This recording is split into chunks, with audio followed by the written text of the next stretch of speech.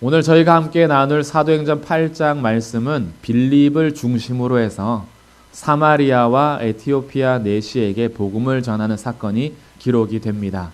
여기 등장하는 빌립은 예수님의 12제자 중에 한 명인 빌립이 아니라 7명의 일꾼 중에 한 명인 빌립입니다.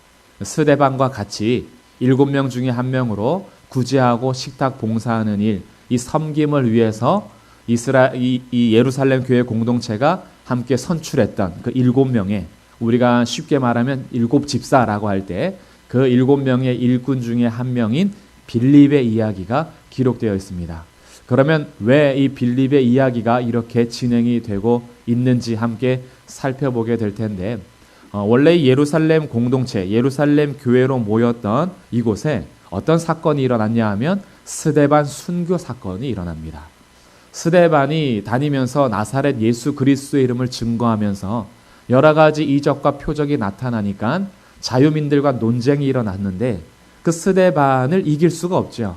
그래서 사람들을 매수하여 그를 고발했던 내용이 성전과 율법을 더럽히고 거기에 대해서 거슬렀다, 이 고소였습니다. 거기에 대해서 스데반은 성전의 실체요, 그리고 율법의 완성이신 예수 그리스도를 증거하면서 성전, 이 거룩한 곳과 율법을 거스린 것은 우리의 조상들로부터 시작하여 지금 너희가 그 분이신 예수를 십자가에 못 박는데 내준 살인자요. 그래서 성령을 거스리는 것은 너희다 라고 결론을 맺었어요. 그러자 그들이 이 스데반을 내치고 돌로 쳐서 죽였죠. 근데 이것이 꼭 예수 믿는 사람들, 예수님의 제자들을 박해하는 신호탄이 된 것처럼 예루살렘 교회 안에 헬라파 유대인들이 위기감을 느낀 겁니다. 히브리파 유대인들은 그래도 12사도를 중심으로 그래도 견딜만 했던 것 같은데, 이 디아스포라 유대인이었던 헬라파 유대인들은 뿔뿔이 흩어지기 시작을 했어요.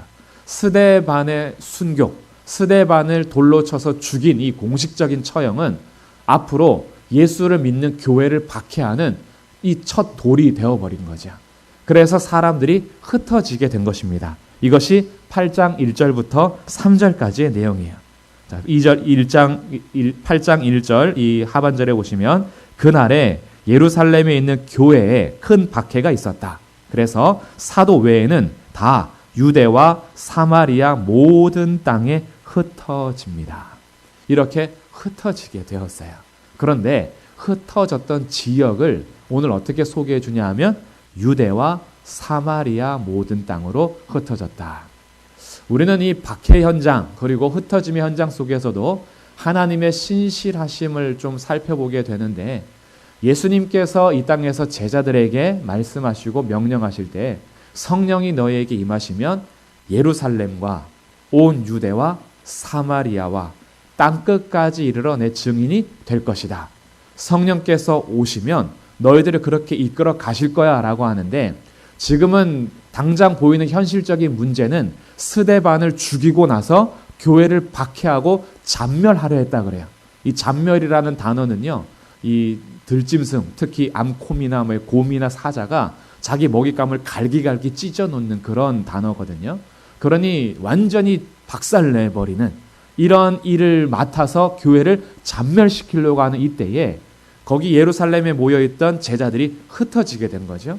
근데 그 흩어짐을 통해서 어디로 갔냐 봤더니 예루살렘 안에 있던 주의 교회 공동체가 유대와 사마리아 모든 땅으로 흩어졌습니다. 그러고 나서 어떻게 되었느냐? 8장 4절에 보시니까 흩어진 사람들이 무엇을 했다 그래요? 흩어진 사람들이 두루 다니며 복음의 말씀을 전했다.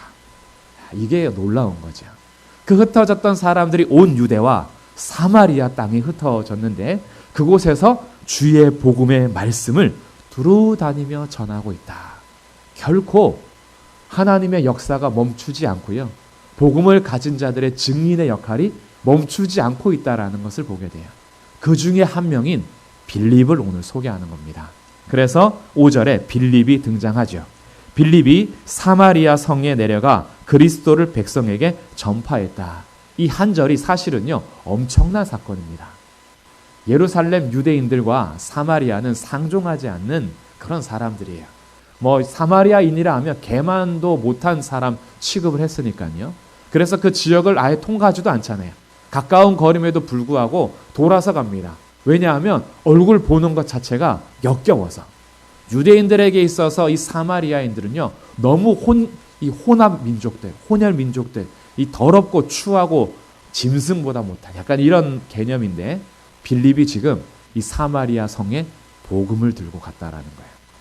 그래서 이 예수님께서 십자가에서 죽으시고 부활하시고 성령을 보내신 이후에요, 막혔던 장벽이 지금 열리고 있는 것을 보게 되는 겁니다.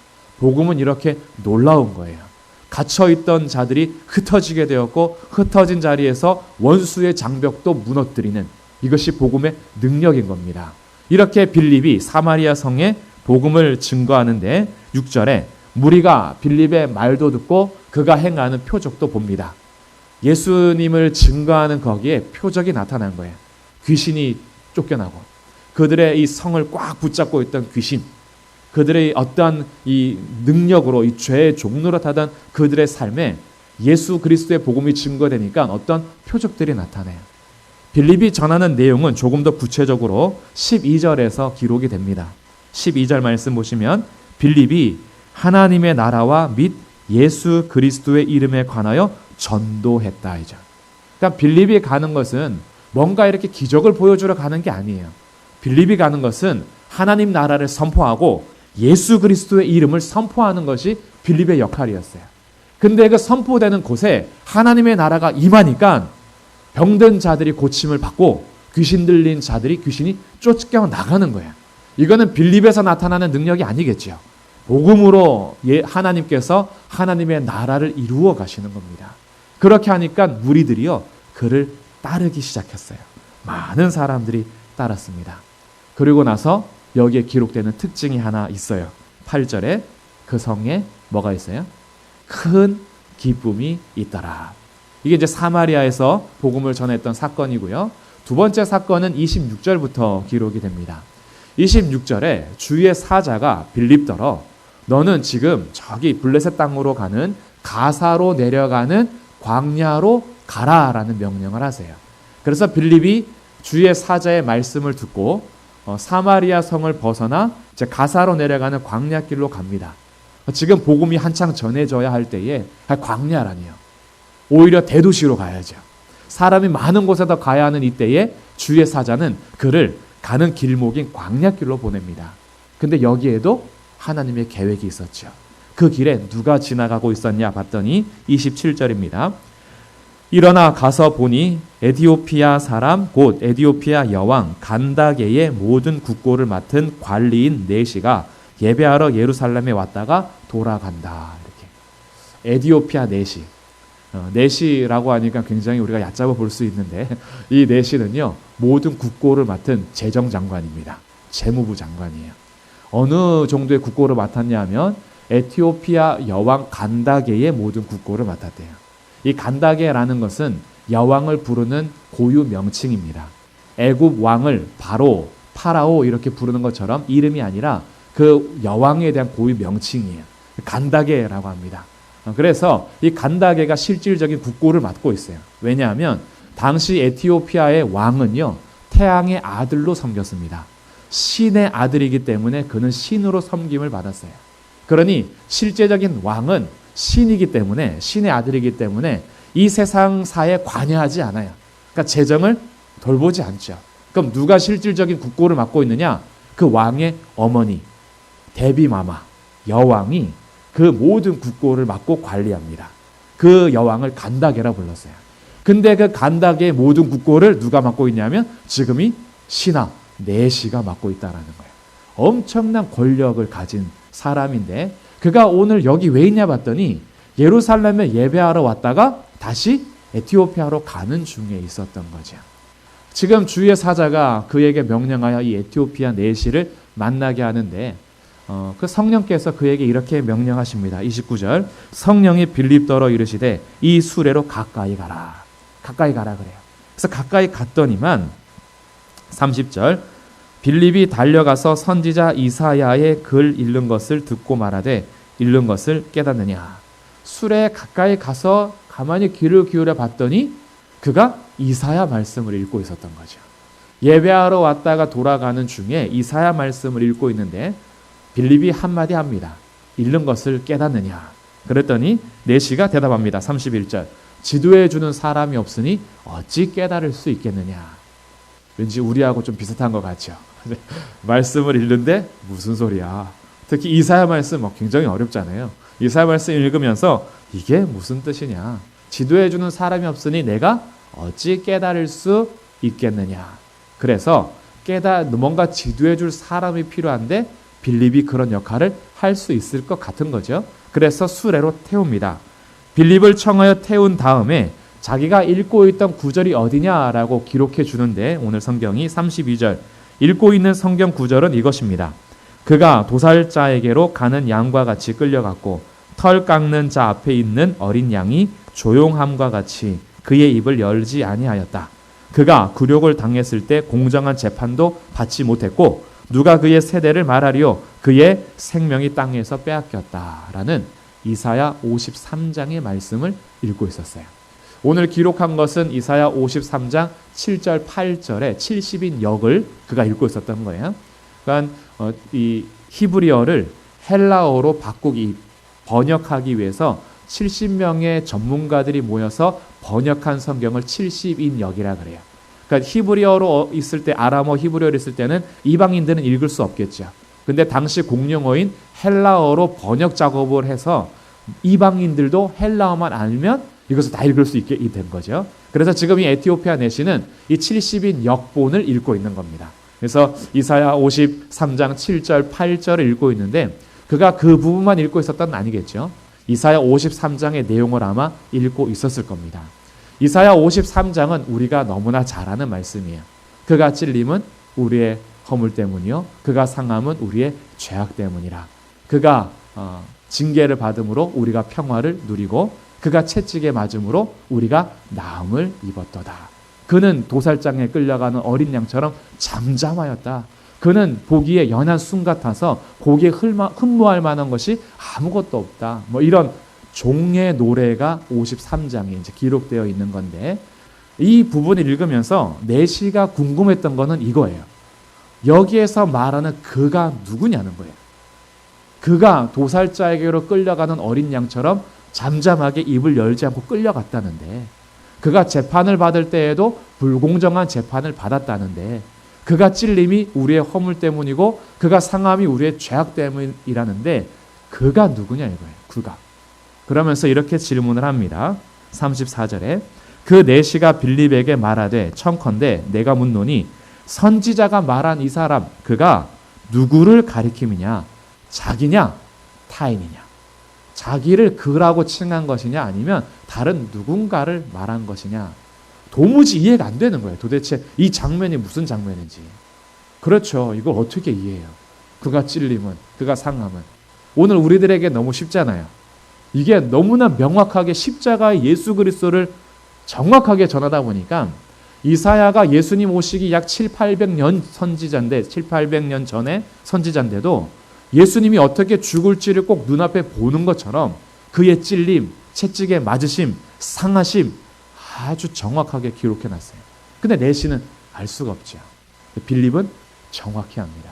그래서 빌립이 어떻게 하느냐 35절 말씀 우리 같이 읽어보겠습니다. 35절 시작. 빌립이 입을 열어 이 글에서 시작하여 예수를 가르쳐 복음을 전하니 이 글에서부터 시작하여 누구를 가르쳐요?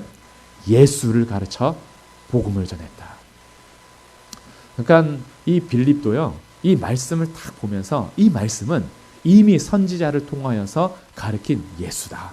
이 예수님이 그가 말한 대로 찔리셨고 상하셨고 맞으셨고 그래서 그가 예루살렘에서 십자가에서 못 박혀 죽으시고 다시 살아난 것은 우연이 아니라 이미 기록되어 있던 하나님의 뜻이었고 그 예수 그리스도만이 우리를 죄와 허물에서 사망에서 건져내실 메시아요 그리스도다 라고 주의 복음을 전한 겁니다.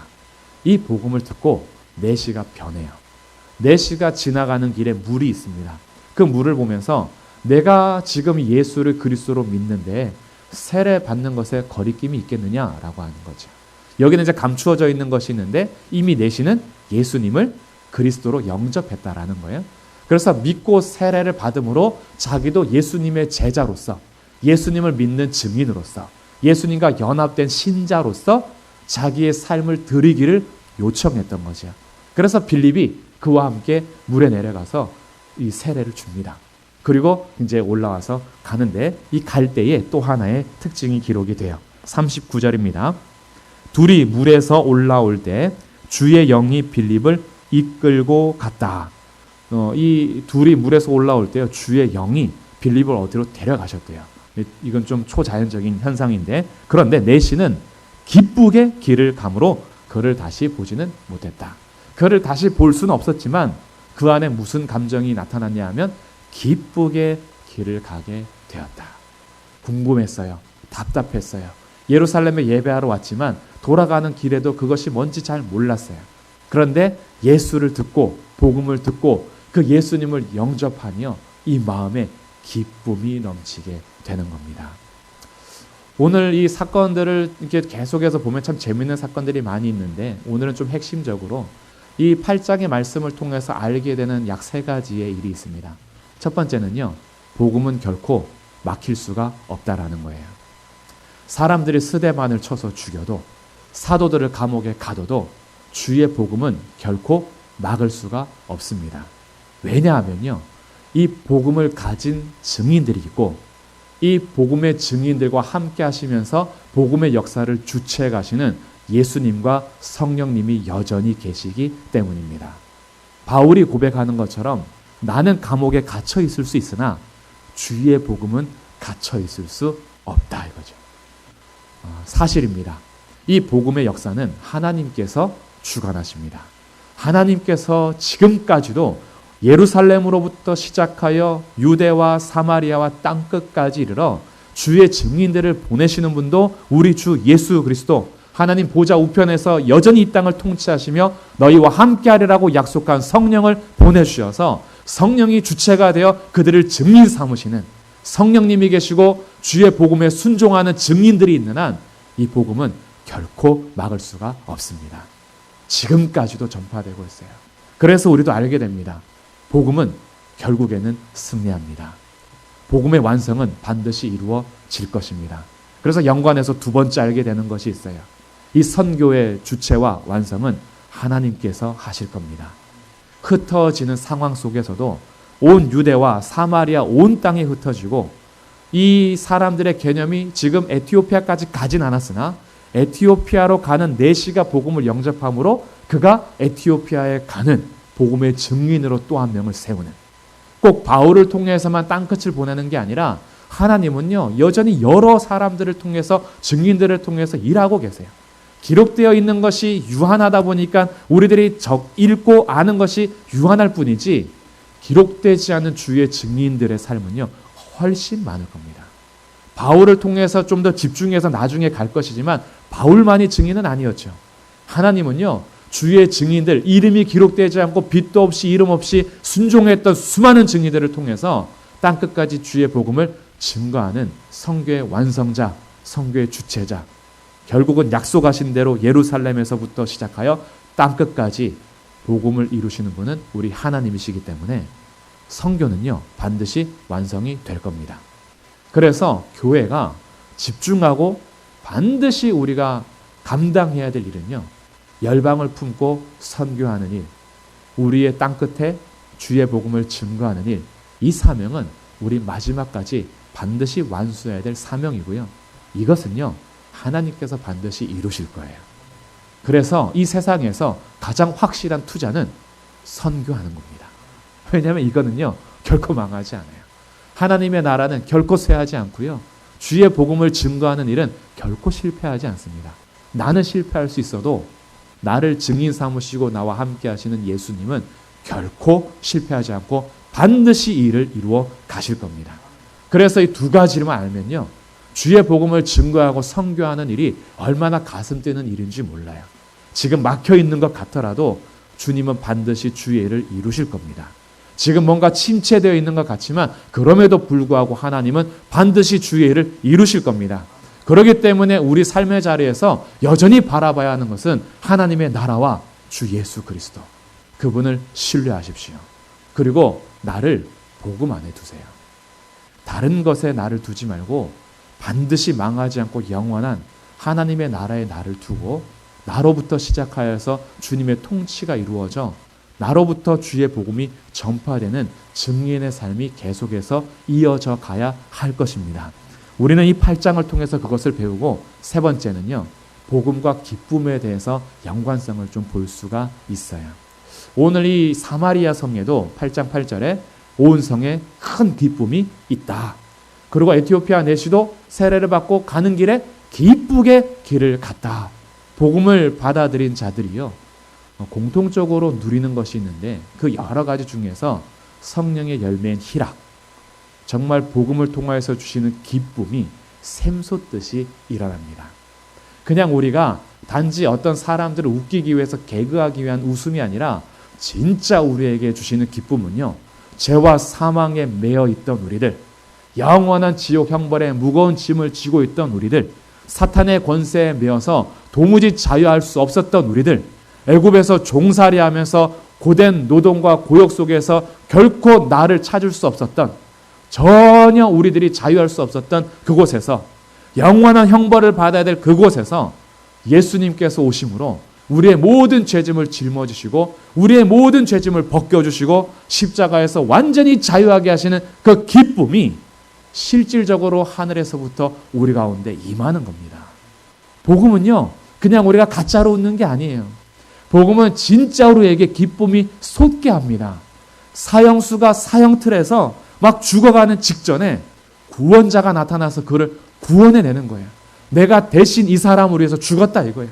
내가 이 사람을 대신해서 모든 보석금을 치렀고 모든 죄값을 치러서 당장 이제 죽어가는 그 찰나에 나를 구원하는 손길이 와서 생명을 얻었을 때의 기쁨인 거예요. 이것은 단지 유머를 보면서 웃는 게 아니에요. 이것은 단지 막 웃기는 어떤 프로그램 보면서 웃는 게 아니에요. 이것은요, 생명을 얻은 기쁨인 겁니다. 해산하는 여인과 같아서 아이가 태어날 때는 그렇게 고통스럽지만 아이가 태어난 이후에는 그 기쁨 때문에 아픔마저도 잊어버리는, 이전의 고통이 전혀 기억나지 않는, 모르겠어요. 제가 해산해보지 않아서 이전의 고통이 조금 있을 수 있지만 그래도 이 해산하고 나서 아이를 안았을 때에 누리는 그 기쁨, 빼앗길 수 없는 그 기쁨. 부모님을 잃어버린 아이가 그 어떤 것으로도 채울 수 없었는데 잃어버렸던, 돌아가신 것 같았던, 이젠 다시는 만날 수 없었을 것 같았던 그 엄마 아빠를 만났을 때 그 기쁨요. 그것은요, 다른 어떤 것으로 채워줄 수 있는 기쁨이 아니에요. 근데 우리가 하나님과 끊어져 버렸던 상태였어요. 죄로 인하여서 막혔고, 막힐 뿐만이 아니라 이 죄 때문에 영원한 형벌을 받았어야 해요. 진노의 하나님, 공의로우신 하나님이 우리를 향해서 진노하실 때 사실 핑계할 수 없는 죄인이었어요. 그런데 그 우리를 위해서 예수님이 오셔서 우리 안에 이렇게 들어오실 때요, 하나님이 그 아들을 보실 때의 기쁨이 예수님을 영접하는 자에게 솟아나는 거예요. 예수님이 아버지 하나님을 얼마나 기뻐했는지 십자가에서 죽기까지 아버지께 순종했던 그 예수님의 기쁨이 예수님을 영접한 자들에게 하나님을 향하여 예수님이 기뻐하는 것처럼 그 믿음의 사람들이 기쁨이 샘솟는 거예요. 그래서 이 복음은요, 우리를 진짜 자유하게 하고 정말 기쁘게 합니다. 이 기쁨이 오늘 복음을 가진 우리 성도님들에게 있기를 주님의 이름으로 축복합니다. 무엇이 우리를 짓누르고 있습니까? 무엇 때문에 염려하고, 무엇 때문에 낙심하고, 무엇 때문에 두려움이 가득해서 오히려 복음의 영광과 복음의 충만함과 복음의 이 기쁨마저도 빼앗길 정도가 되진 않으셨는지요.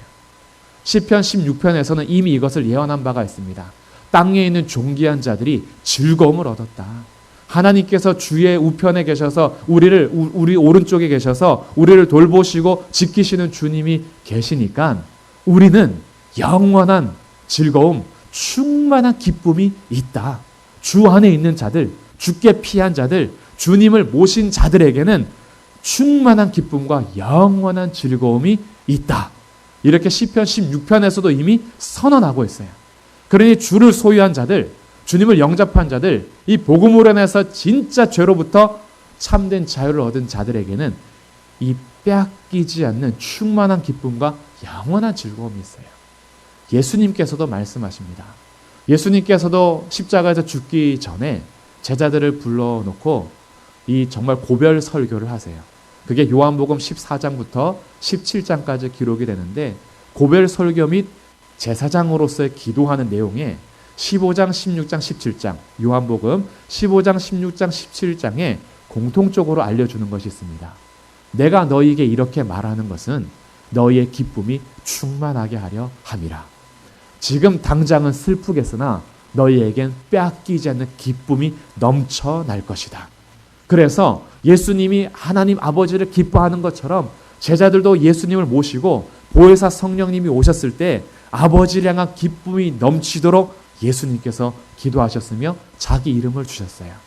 너희가 이전까지는 내 이름으로 구하지 않았으나 이제부터 구하라. 그리하면 너희의 기쁨이 충만할 것이다. 예수님께서 약속하신 거예요. 이 복음이라는 말 자체가 뭐예요? 복된 소식, 기쁨의 소식이잖아요. 기쁜 소식이에요. 복음을 가진 자들에게는요, 빼앗길 수 없는 기쁨이 있어요.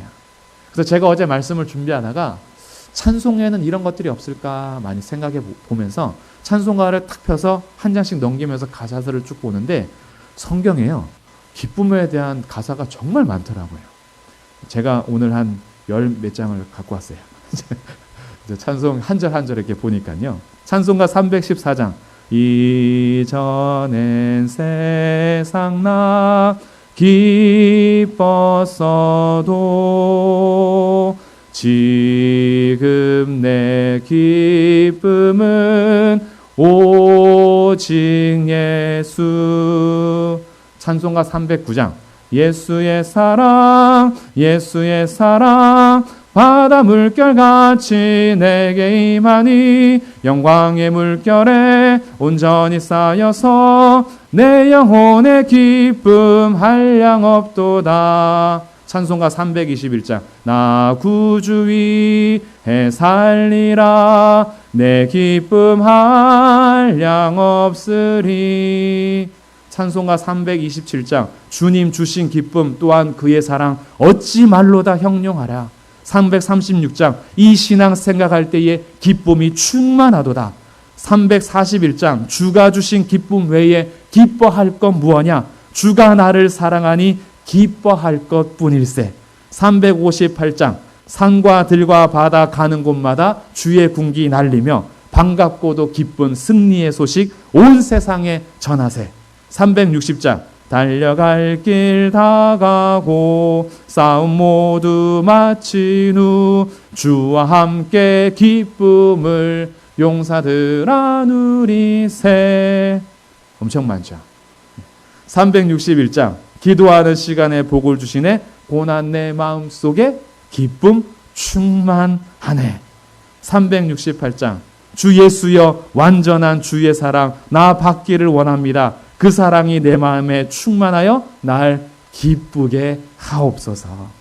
391장. 침략 못할 은혜로 채우시며 늘 성령에 감아주사 큰 기쁨 중 주님을 찬양토록 내 믿음을 도우시네. 411장. 주가 항상 계셔 내 마음속에 주가 항상 계셔 아 기쁘다. 정말 우리에게요 주의 복음이 왔을 때 찬송이 나는 거예요. 주의 영광 빛난 광채 내게 비춰주시옵소서.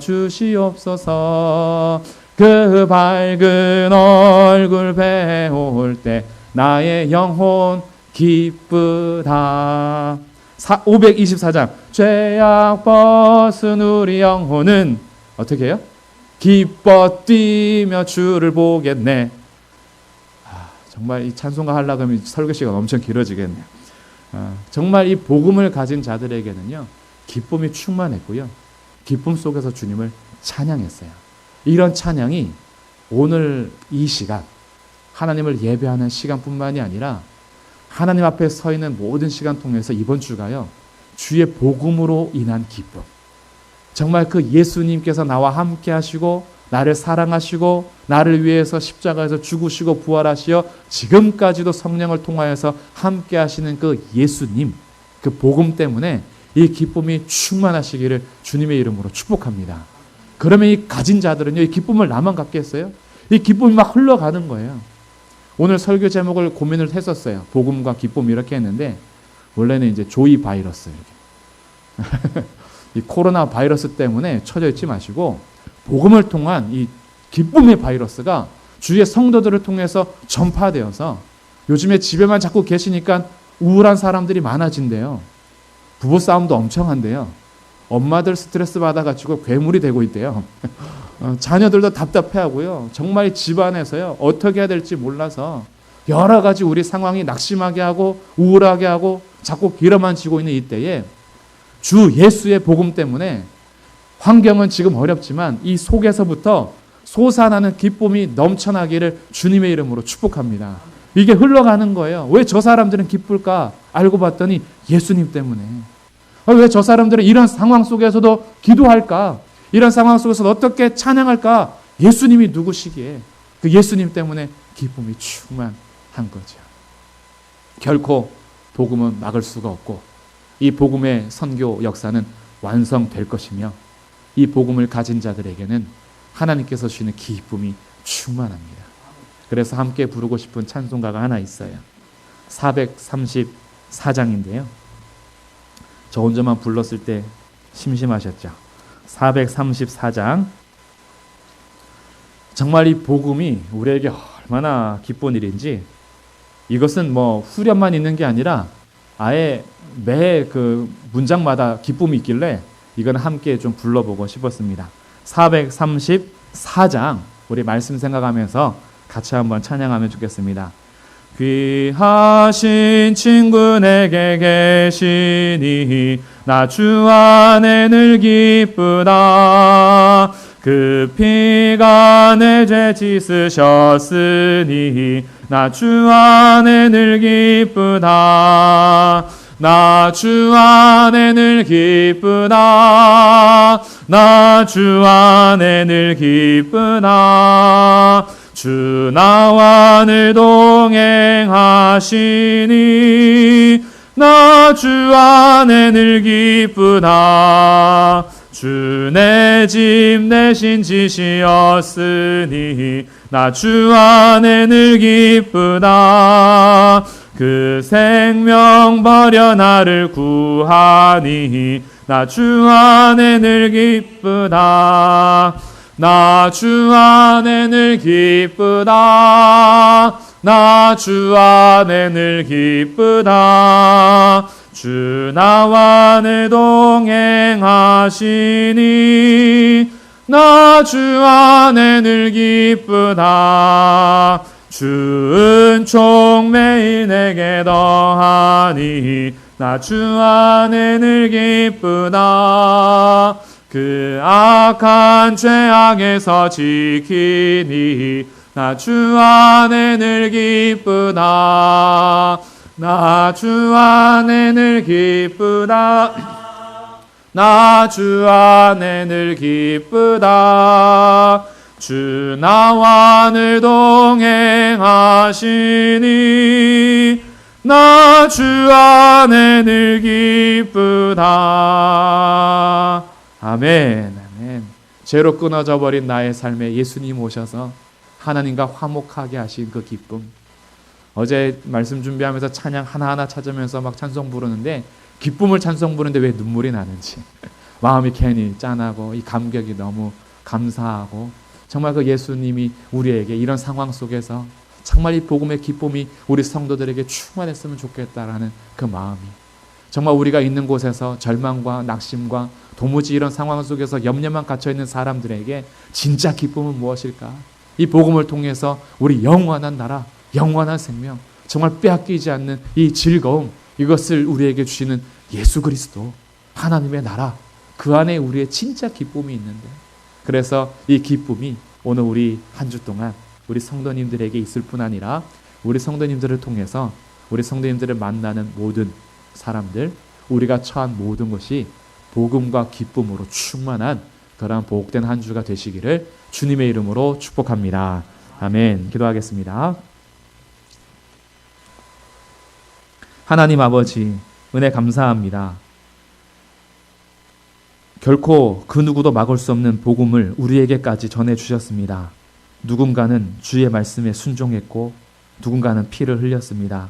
죽어가면서까지 주의 복음을 증언하는 증인들이 있었으며 정말 어떻게 복음을 전할까 고민하고 계획하고 연습하고 훈련하면서 주의 복음을 증거하기 위해서 애썼던 자들을 통하여 오늘도 성령께서 여전히 그 바람 가운데 역사하심으로 오늘 우리들에게까지 주의 복음이 증거되게 하셨습니다.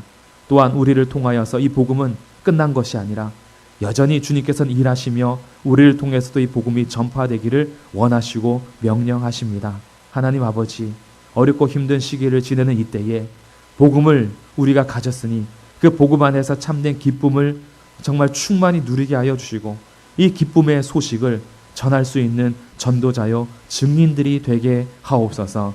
빌립이 사마리아 성에 복음을 전하고 에티오피아 내시의 복음을 증거하며 성령의 말씀에 순종했던 것처럼 우리들이 오늘 있는 곳에서 주의 복음을 증거하며 주의 복음을 통한 기쁨이 충만하여 온 성에 기쁨이 가득하고 그 사람의 마음에 기쁨이 충만했던 것처럼 우리와 함께 있는 사람들, 복음을 듣고 돌아오는 사람들 안에 이 복음의 기쁨을 허락하여 주옵소서. 오늘도 우리와 늘 함께 하시며 여전히 일하시고 이 모든 주의 뜻을 완성하실 예수 그리스도의 이름으로 기도드립니다. 아멘.